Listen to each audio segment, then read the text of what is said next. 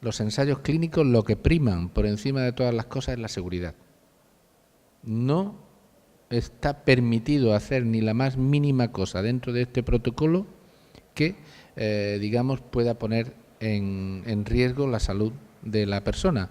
Por eso a veces se hacen escáneres, se hacen pruebas cardíacas, se hacen, en fin, multitud de cosas que uno sabe que aquello no va a salir nada, pero como son fármacos nuevos, pues nunca se sabe, ¿no?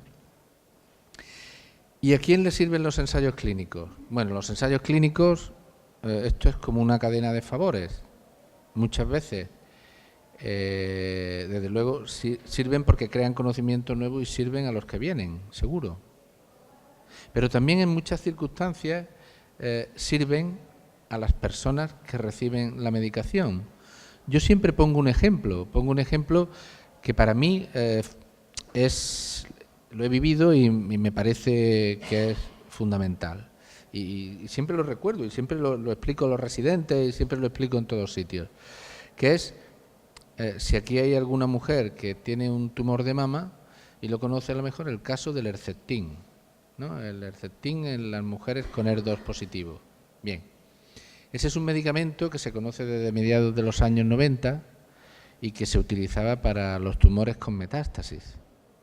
Entonces, en el verano del 2005, en junio exactamente, se comunicó 3 grupos muy grandes, 2 de ellos norteamericanos y 1 europeo, que cuando una mujer se operaba de un tumor de mama y tenía un oncogen que se llama HER2 amplificado y se daba Herceptin después de la cirugía, el número de personas que la enfermedad volvía a aparecer, que tenían una recurrencia, disminuía dramáticamente. Y nosotros empezamos a tratar prácticamente desde el verano del 2005 a las mujeres. Pero en los años anteriores nosotros habíamos participado, juntamente con hospitales de Estados Unidos y de Canadá, en uno de esos estudios. Y yo personalmente traté a 7 mujeres dentro de ese estudio, dentro de ese ensayo. Nosotros las tratamos entre el año 2001 y 2004. Entonces no se utilizaba el Herceptin adyuvante, sino que las únicas mujeres que tratamos con eso, yo por lo menos, eran las que habían participado en ese estudio. En ese estudio yo traté a 7 mujeres, no recayó ninguna.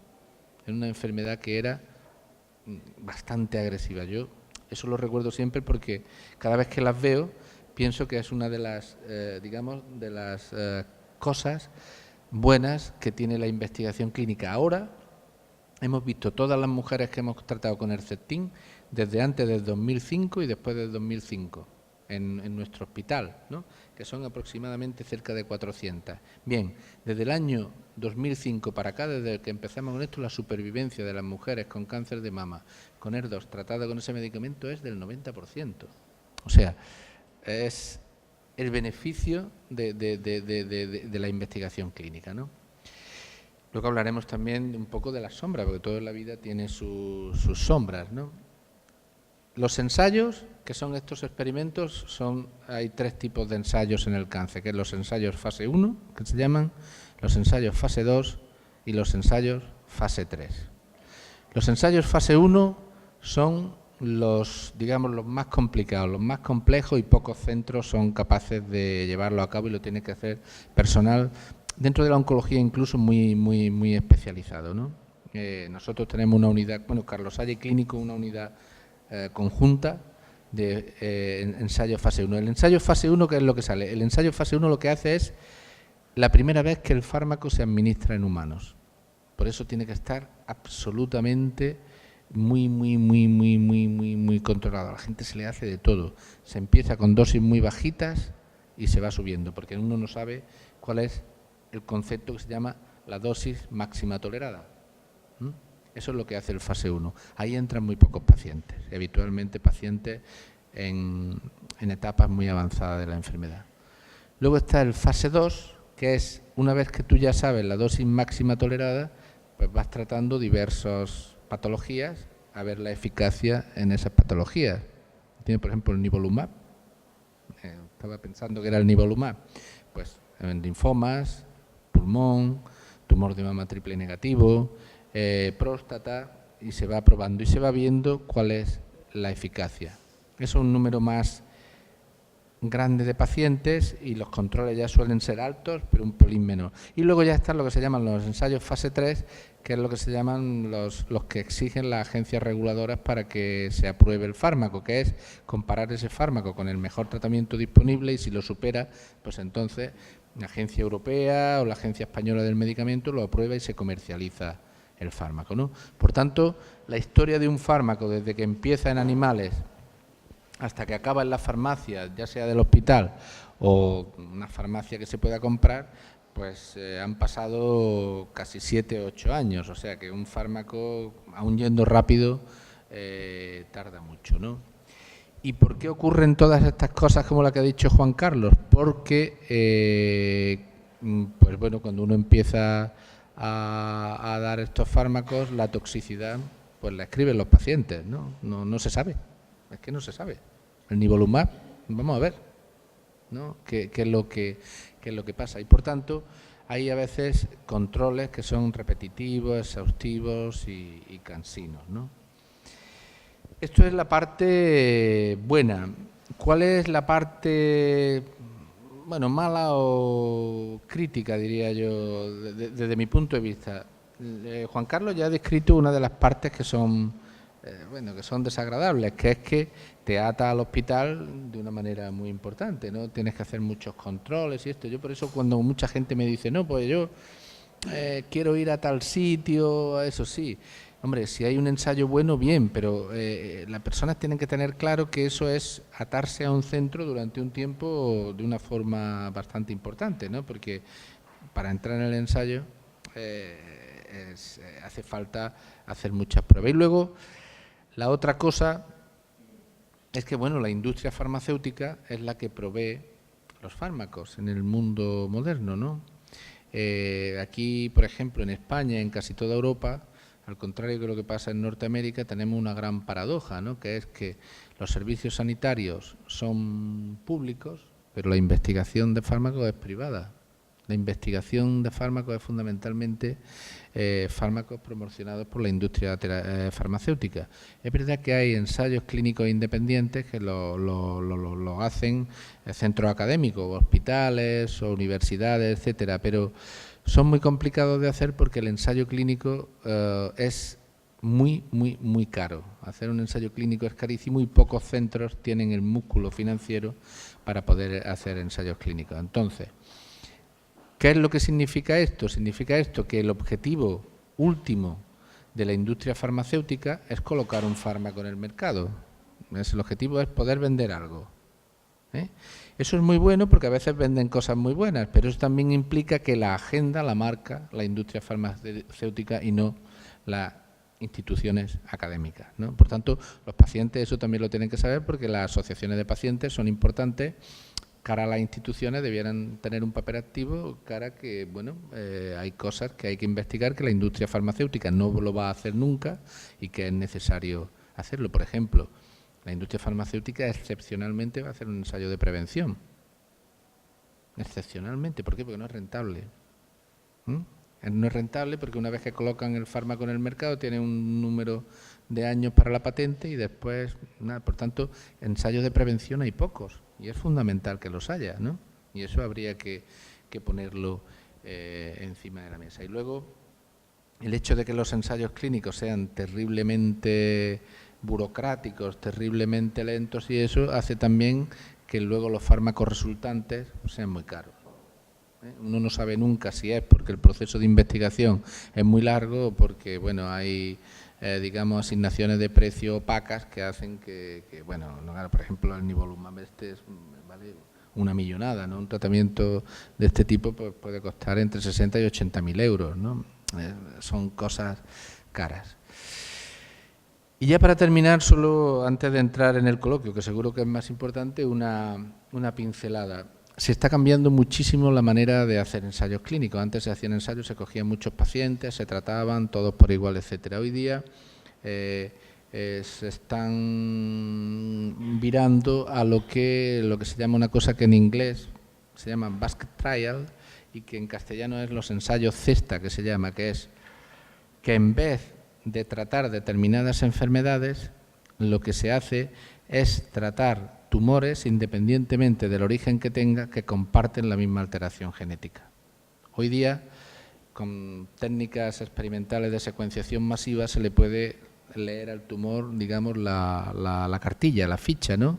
Y saber un poco cuáles son las mutaciones de los genes que tiene. Entonces, si hay alguna mutación en algún gen para la que hay algún fármaco, independientemente si el tumor es de mama, un sarcoma, un linfoma o lo que sea, se trata con ese fármaco en especial, ¿no?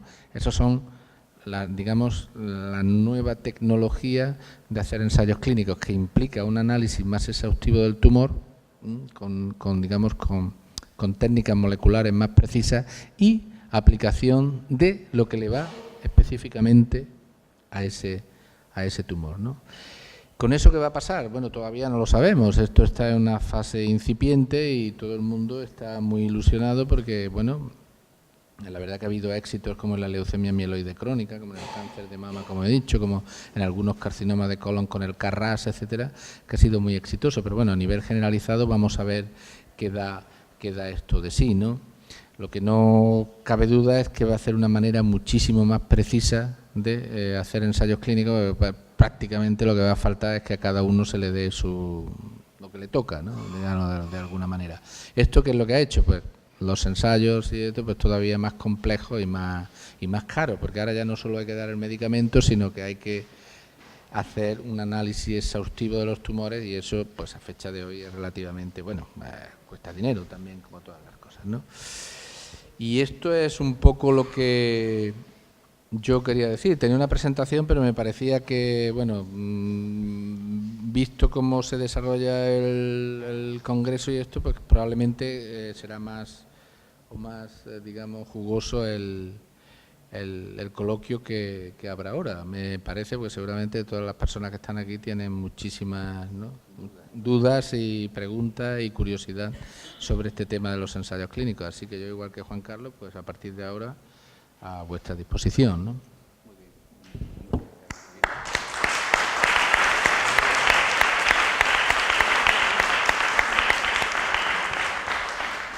Bueno, Emilio, la disertación tan brillante, como no puede ser menos, y darle las gracias. Y ahora la palabra la tenéis vosotros. Entonces, por favor, cualquier pregunta, experiencia, cualquier inquietud que tengáis, pues ahora es el momento de que la expongáis. Sí, por favor.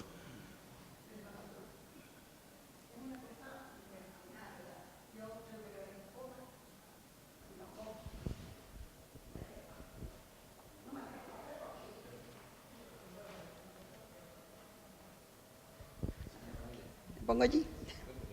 Bueno, da igual. Estoy operada de linfoma no Hodgkin. Me operaron porque no sabía lo que era, porque lo tenía en el bazo y no podían hacerme la biopsia, ¿verdad? Esto lo sabrá el doctor mejor que yo. Y yo tengo muchísima alegría con todos los médicos que ha tropezado, pero hasta tropezar había una duda muy grande porque yo me encontraba muriéndome y no me hacía nadie caso. Es una experiencia mía personal, tenía ganas de contarla y la voy a contar, ¿verdad? Entonces, yo me fui con una analítica muy mal a Carlos de Haya y me dijo que me fuera a medicina interna que me pertenecía. Me fui a sacar medicina interna, Carlos Haya estaba cerrado, el clínico estaba cerrado, total que no podía sacar medicina interna. Tenía que sacarlo por mi cuenta o esperar a morirme, porque es que me daba muy poca vida, porque estaba muy malita. Me fui de particular, no me pesa para nada. Como venía tan retorcida la cosa, hasta salieron los marcadores, que eran como ginecológicos. No sé cómo, yo no lo entiendo, pero así venían los marcadores tumorales. Entonces, el medicina interna que me vio, me mandaba al ginecólogo y yo le dije que no, que yo en ginecología no tenía nada. Yo soy una mujer y yo me conozco mi cuerpo, que yo me iba para Carlos de Haya. Tú vas a entrar, digo, empujaré. Le llevé todas las pruebas en la mano y entré. A Dios gracias, que mejor no me pudieron atender y más no pudieron correr, de que se me hizo todo prontísimo. Tuve 6 sesiones de quimio, a la tercera estaba limpia, porque antes no estaba, después de la operación no estaba. A la tercera estaba limpia y sigo estando limpia. La última quimio ya hace un año que la terminé en diciembre. Y estoy muy contenta con todos los profesionales, mucho. Pero mi pregunta era, ¿por qué cuesta tanto llegar hasta donde se llega? Si yo le decía a mi médico de cabecera, que los quiero mucho, no es que diga, no estoy enfadada con él ni nada, no estoy enfadada, me pica todo el cuerpo. No te bañes, como no me voy a bañar, me pica todo el cuerpo. Yo estoy muy cansada, pues será de mayor. ¡Hala! Y luego me dice que en un par de meses, si no hubiera ahí, un par de meses ya estaba lista, y que le pidiera que rezara que fuera un linfoma, que como fuera un sarcoma me iba ya para los asperones, pues ¿cómo le ponemos al niño? Esa es mi experiencia y ya le he contado, tenía unas ganas de soltarla. Y gracias,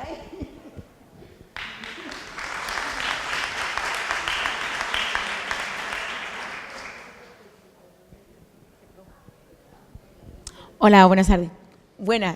Gratamente sorprendida, de verdad, ya hablaremos. Comparto también lo de que ha dicho la señora.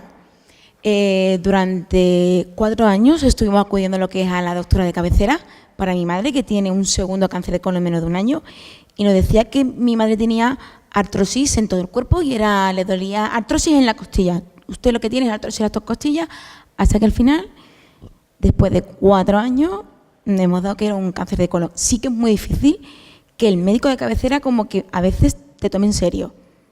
Eso es lo que al paciente le afecta, a tal grado que muchas veces digo, si le hubiesen derivado al digestivo, a lo mejor mi madre no hubiésemos llegado a donde estamos, lo que es en este punto.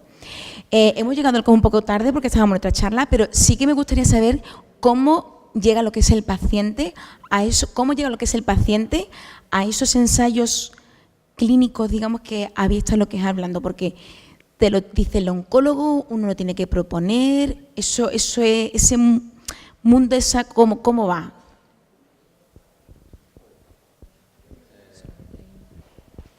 No, en todos los servicios, unidades de oncología o departamentos de oncología hay una serie de ensayos clínicos para determinadas circunstancias. Hay ensayos clínicos para algunas enfermedades y para otras no. Bueno, ese centro no tiene ensayos clínicos para esa enfermedad. Y dentro de una enfermedad, pues hay ensayos clínicos para situaciones diferentes, ¿no? Pues puede ser después de la cirugía, incluso antes de la cirugía, para gente ya con enfermedad más avanzada, depende, ¿no? Pero cada centro tiene un grupo de ensayos clínicos que están disponibles para los pacientes.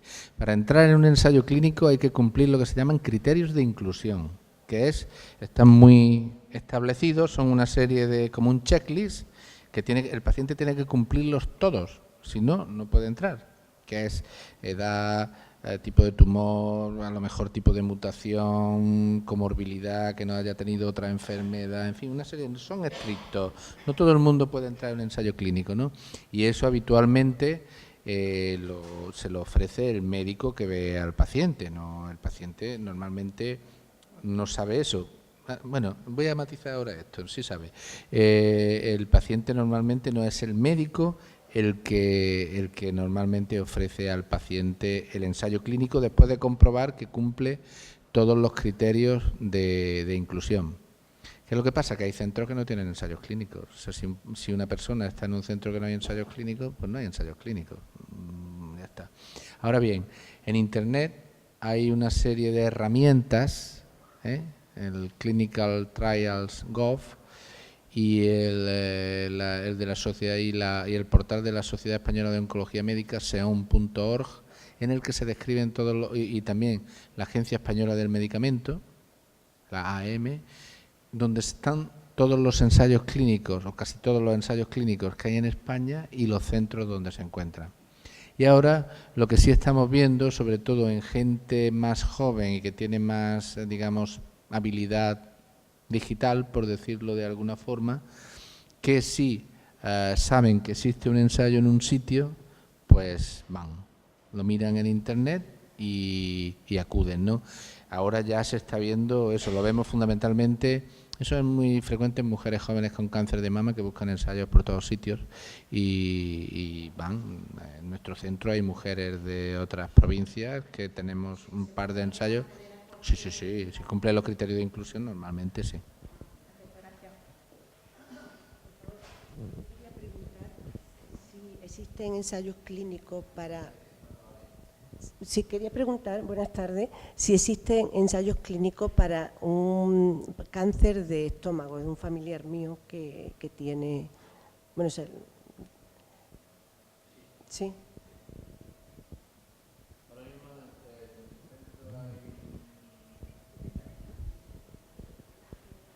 Sí, hay un par de ensayos clínicos en esas circunstancias, pero los pacientes han de tener bueno, una mutación en un gen o una alteración en otro. Hay dos ensayos diferentes, ¿no? Pero sí que existen, es cuestión de verlo, analizar el tumor, ver si tiene esas dos mutaciones y si están, existe. ¿Perdón? Sí, sí, pero bueno, entiendo que ahora ha vuelto a aparecer otra vez. Está libre de... Entonces no. Entonces que no hay que hacer nada. Vamos. A ver, con los ensayos clínicos esto es como todas las cosas en la vida. Lo mejor es no necesitarlo. No se sabe. No. En esa circunstancia que usted dice, nada, porque ahora mismo, después del tratamiento, hay muchas probabilidades de que esté curado y ya no haya que hacer nada más.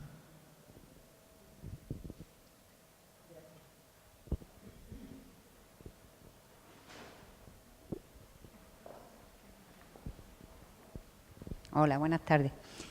Mire, yo soy voluntaria de la Asociación del Cáncer, voy con la psicóloga, yo soy voluntaria testimonial, vamos a los institutos a dar esas charlas, ahora hemos acabado la del tabaquismo, la de fumar, y entonces los chicos, como tienen 14, 15 años, hacen muchas preguntas. Estos días hemos visto en las redes sociales que han sacado una vacuna contra el cáncer de pulmón, y ellos no lo han... de pulmón.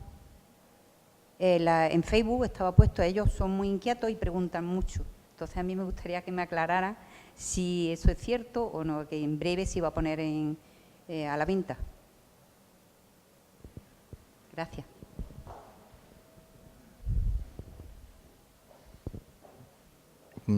Que yo sepa, ¿no? Que yo sepa, ¿eh? Tampoco puede haber. A ver, también el conocimiento a veces va a una velocidad que uno se queda atrás, pero... yo creo que no. El cáncer de pulmón hay varios ensayos de vacunas, algunos de ellos, tecemotide, etcétera, que han sido discretamente positivos, pero una vacuna eficaz que se vaya a poner a la venta en breve plazo, yo le diría que no, ¿eh? Yo no lo conozco y... Sí, no, si no digo que no esté, pero...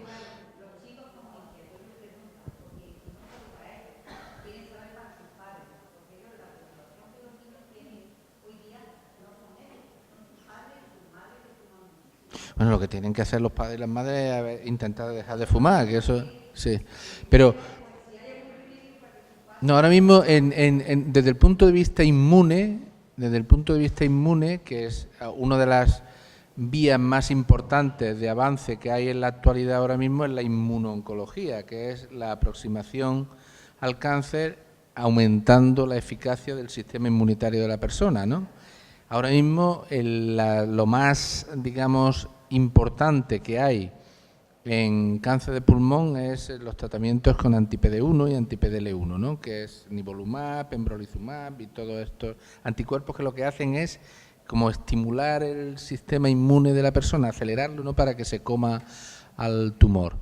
Y eso, mezclado con algunas vacunas, se está investigando. Ahora, que en cáncer de pulmón se haya conseguido una vacuna de ese tipo, no, yo no la conozco, ¿eh?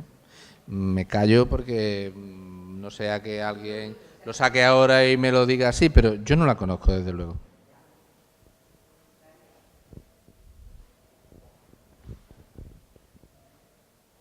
Hola, buenas tardes.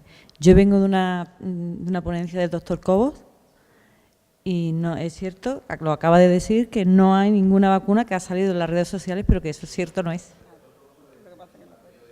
Por eso le digo que el doctor Cobos, especialista en pulmón, y me acaba de decir que no hay ninguna vacuna, que eso es un error que se ha puesto en internet, como dice la señora, pero que no es cierto.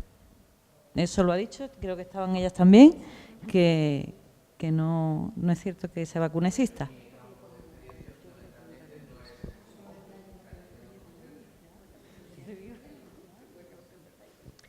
Buenas tardes. Mire, yo quería preguntarle si existe en Málaga ensayo clínico, pero con el cáncer de pulmón. Existe. Y eso el protocolo para hacerlo, el oncólogo es el que lo propicia, ¿no? Me imagino.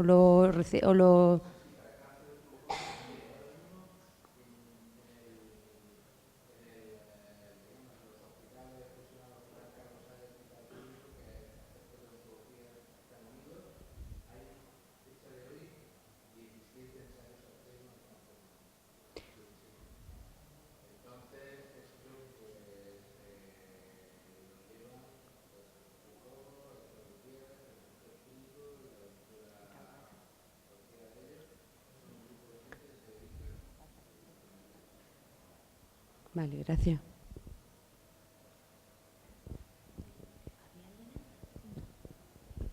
Estaba justo intentando para que lo vieses, Emilio. Lo que ha salido publicado, es verdad que ha salido publicado en redes sociales, que iba a salir, además, ponía hasta en el mes de julio, una vacuna para el cáncer de pulmón. Pero era a lo que tú te referías, o sea, es una revista de divulgación científica que ha cogido al vuelo lo de inmunología con anticuerpos.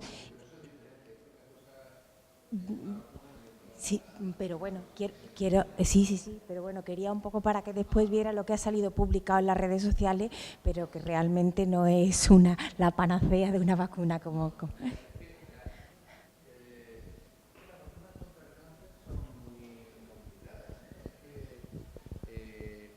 Encontrar una vacuna contra un tumor es tremendamente complicado. Nosotros estamos presos de las vacunas contra los agentes infecciosos.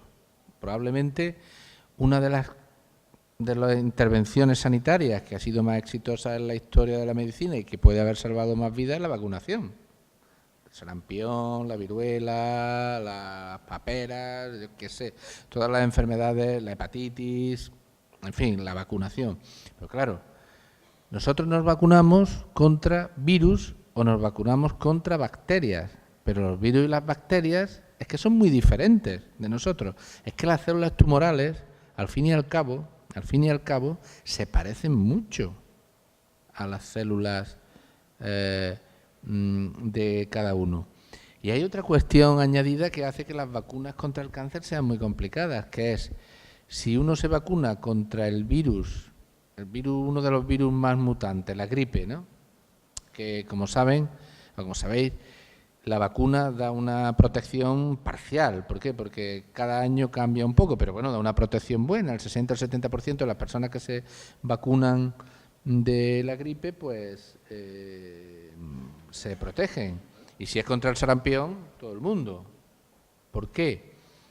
Porque esos virus son muy parecidos. El virus del sarampión que me entra a mí es el mismo que le entra a él y el mismo que le entra a él. Pero, amigo mío, el cáncer de pulmón que tiene uno es muy diferente del que tiene él y se parece más. Un cáncer de pulmón se parece más a la persona que al cáncer de pulmón de otro. Claro, encontrar una vacuna de eso es complicadísimo, porque son muy diferentes. Además, muchas veces los tumores evaden el sistema inmune porque en realidad las diferencias entre las células tumorales y las células normales, comparado con lo que es un virus, son muy pocas.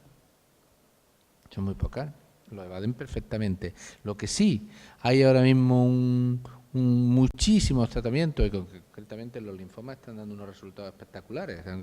Es tratamientos que lo que hacen, y en el melanoma, por ejemplo, en el melanoma maligno han cambiado un poquito toda esta historia, ¿no? Que es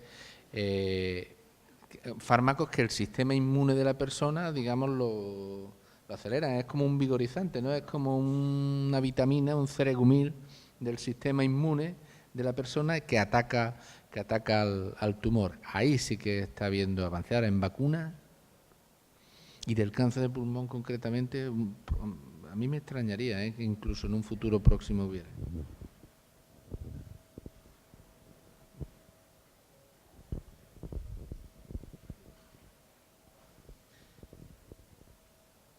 Hola, buenas tardes. Como me he incorporado tarde, igual se ha comentado y la pregunta que voy a hacer va a ser, ya se ha dicho, vamos. ¿Cuándo el oncólogo le plantea al paciente la posibilidad de incorporación a un ensayo clínico? cuando los protocolos de tratamiento ya no funcionan o en qué momento.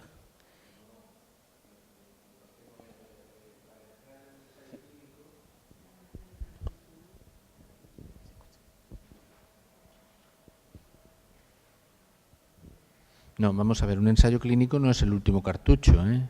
No.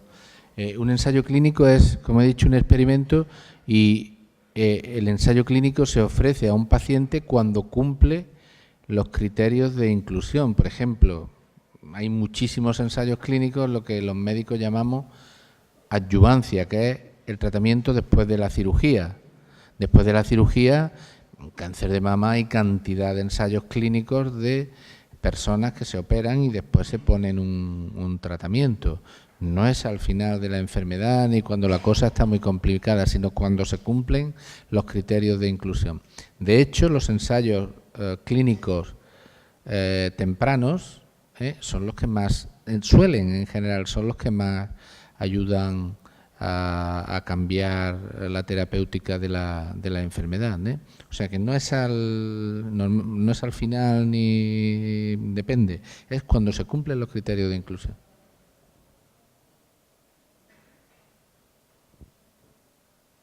Muchas veces es una idea que muchas veces el ensayo clínico se ve como, bueno, no hay nada que hacer, un ensayo clínico. No, el ensayo clínico es otra cosa. La función última del ensayo clínico es ayudar al paciente, evidentemente, pero sobre todo, y esto es muy importante, dar conocimiento que permita en el futuro que los tratamientos sean mejores.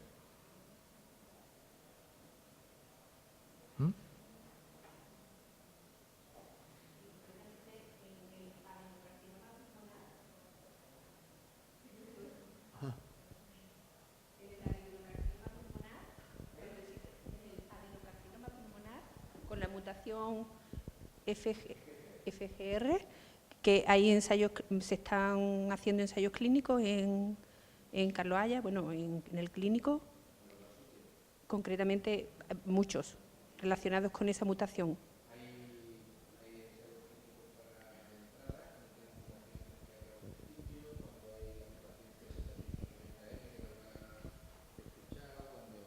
Progresan después de la T790. Sí, ese es precisamente adenocarcinoma de pulmón con mutación de EGFR, que es el típico tumor de pulmón de mujeres no fumadoras.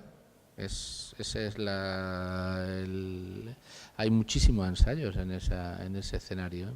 Y prácticamente en todas las situaciones clínicas. ¿Cómo?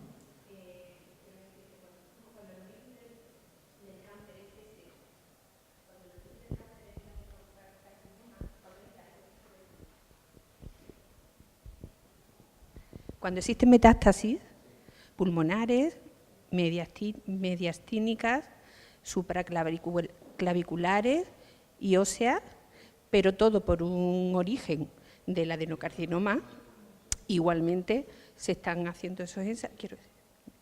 Vale.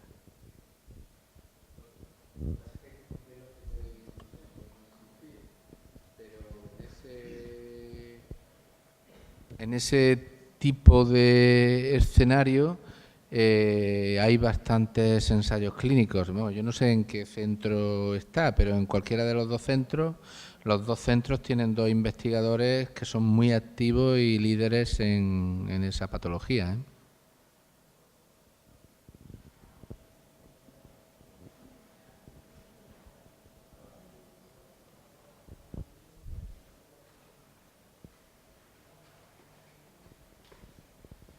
Sí, buenas tardes. Quería saber si a nivel de los ensayos clínicos hace falta más pacientes para los mismos. O sea, ¿hay ensayos sin pacientes o más pacientes que ensayos, por un lado? Por otro lado, ¿el nivel de compromiso del paciente es voluntario al salirse de un ensayo o adquiere un compromiso? Bien.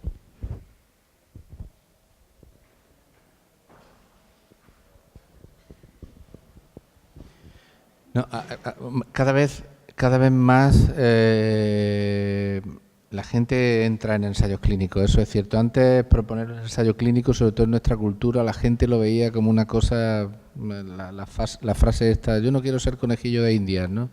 Eso afortunadamente, esa cultura cada vez es menor porque todo el mundo comprende que desde un punto de vista estrictamente egoísta puede tener, egoísta, bueno, digo, no de beneficio propio, puede tener beneficios y que evidentemente para el futuro será así.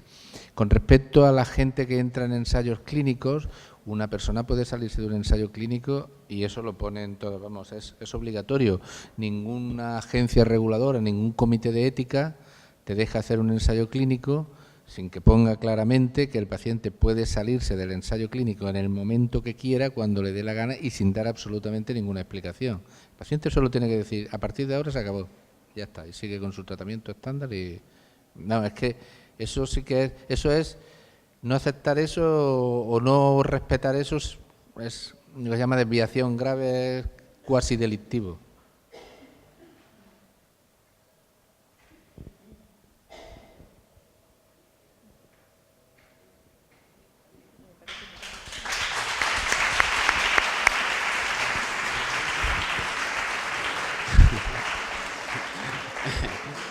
No me digáis que no es un placer escuchar al doctor Alba.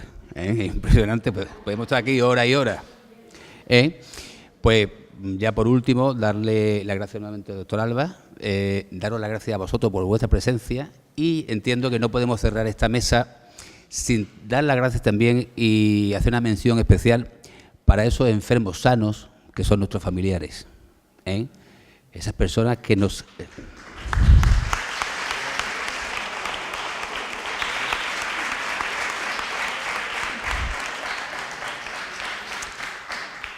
Son casi siempre los grandes olvidados, pero gracias a su apoyo, cariño y comprensión, hacen que cada día podamos luchar contra la enfermedad que nos ha tocado en suerte. Y ya, si me permitís la licencia, y aprovechando que está aquí mi mujer, darle las gracias por tanto en todos estos años. Muchas gracias.